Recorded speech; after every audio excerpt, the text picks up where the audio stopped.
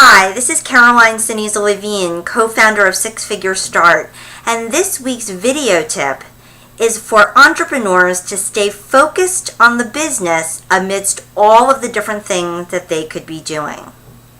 So when I stay focused on the business, you might feel as an entrepreneur that every day you're focused on the business. You're probably doing something and probably feeling very, very busy, if not burnt out or overwhelmed.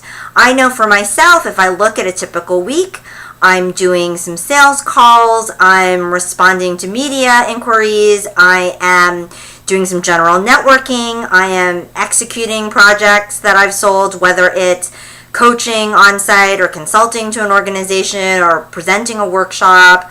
I am marketing on social media, I'm marketing on my website, I'm working with my accountant, I'm working with my virtual assistant, etc., etc., right? There is no shortage of things to do. So what do I mean when I say make sure that you are focused on the business? Well, what I'm talking about is building business. At the end of the day, you want to make sure that the bulk of your time is focused on generating either immediate revenue or planting the seeds for long-term revenue.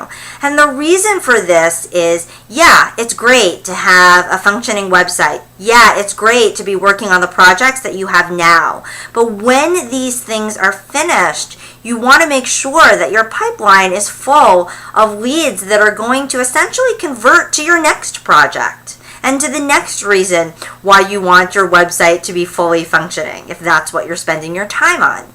So this focus on revenue and figuring out how can I get close to actually generating immediate revenue or planting the seeds to long-term revenue is really the question that you should ask yourself day to day, so that you make sure that as a business owner you are actually focused on the business and not just essentially doing the work, turning your business into just another job where you're essentially working for yourself, but you don't really have a business that can stand outside of you.